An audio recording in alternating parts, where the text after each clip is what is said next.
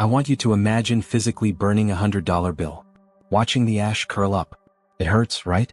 Now imagine clicking place order on a $100 gadget you don't need. You feel nothing. Actually, you feel good. That disconnect isn't an accident. It's a biological hack. You are running 50,000-year-old software in a digital world designed to bankrupt you. When you see a red sale tag, your brain doesn't see a discount. It sees a scarce resource like finding berries in a famine. You aren't saving money, you are chemically panicked foraging. I'm Bob, and I've built 2 companies by understanding this exact psychology. Today I'm going to show you the dopamine tax, the invisible fee your own biology charges you every day. Let's see how much you've really been paying. To understand the trap, you have to understand the hunter, which is your own limbic system. Evolution designed you to hunt for scarce resources, so when you see a deal, your brain screams survival instead of marketing gimmick. It's ancient software running in a modern digital mall. Here is the first uncomfortable truth. Dopamine is not the pleasure molecule, it is the anticipation molecule. It spikes when you think about buying the item, not when you actually own it. That's why the tracking number is always more exciting than the package itself. Corporations know this biological loop better than you know your own children.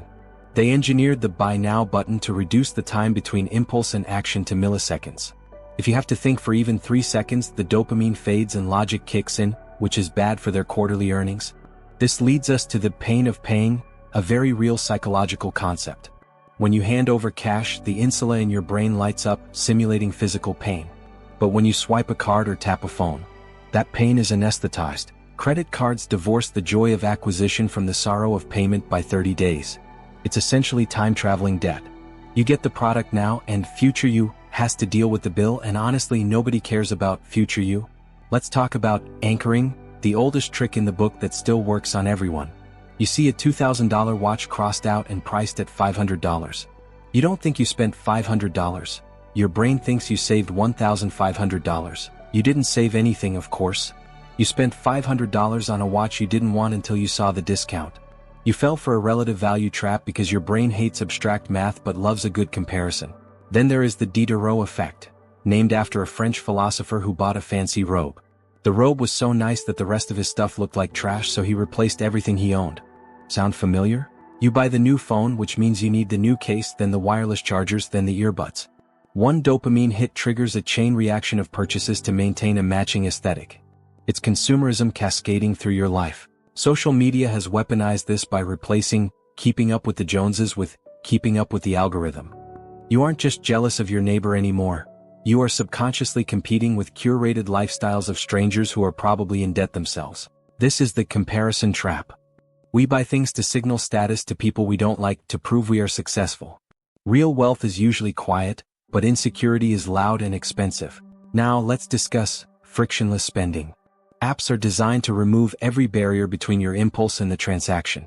Autofill, one-click, saved cards, they are greasing the slide into poverty. If you had to walk to the bank, withdraw cash, and hand it over for every online purchase, Amazon would go out of business tomorrow. Friction is the only thing that gives your prefrontal cortex time to wake up. Another layer of the trap is gamification. Credit card points and airline miles turn spending into a video game. You justify buying a $300 blender you don't need because you are earning 2% back. That is not a reward, it is a rebate on your own bad decision. You are spending $1 to get 2 pennies back and feeling like a financial genius while doing it. The house always wins. Let's move to decision fatigue. Why is candy at the checkout line? Because after making 30 decisions in the grocery aisles, your willpower muscle is exhausted. You are biologically incapable of saying no to the sugar or the magazine. This applies to big purchases too. Car dealers keep you in the office for 4 hours so you'll sign anything just to leave. A tired brain takes the path of least resistance, which is usually the expensive path. We also have to talk about retail therapy. It is a socially acceptable way to self-medicate anxiety or sadness. You aren't buying a pair of shoes, you are buying a momentary feeling of control in a chaotic life. But the relief is temporary. The dopamine fades, the anxiety returns, and now you have the added stress of a lower bank balance. It creates a feedback loop where you spend to feel better about how much you spent. So, how do we stop paying the dopamine tax?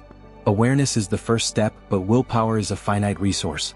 You need to build systems that introduce friction back into your life. Delete the shopping apps from your phone. Don't save your credit card information in your browser. Make yourself stand up, walk across the room and get your wallet. You will be amazed how many times you just won't bother. Implement the 72-hour rule. If you want something non-essential, put it in the cart and wait 3 days. 90% of the time, the dopamine craving will vanish, and you'll look at the item and wonder what you were thinking. Calculate prices in hours of your life, not dollars. If you make $20 an hour, that $200 dinner isn't just a meal, it's 10 hours of you sitting in a cubicle dealing with emails. Is the pasta worth a whole workday? Understand that sales are just marketing manipulation. A sale is an invitation to spend, not an opportunity to save. Unless you were already planning to buy it, a discount is irrelevant. Finally, define what enough looks like for you.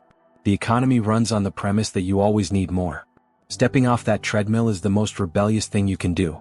Your brain is hardwired to seek rewards, but you can retrain it to find dopamine in watching your savings grow rather than your closet expand. It's a slower high, but it lasts a lot longer. If you want to understand the psychology behind the money, and maybe stop tricking yourself into poverty, subscribe. Let's outsmart our own biology together.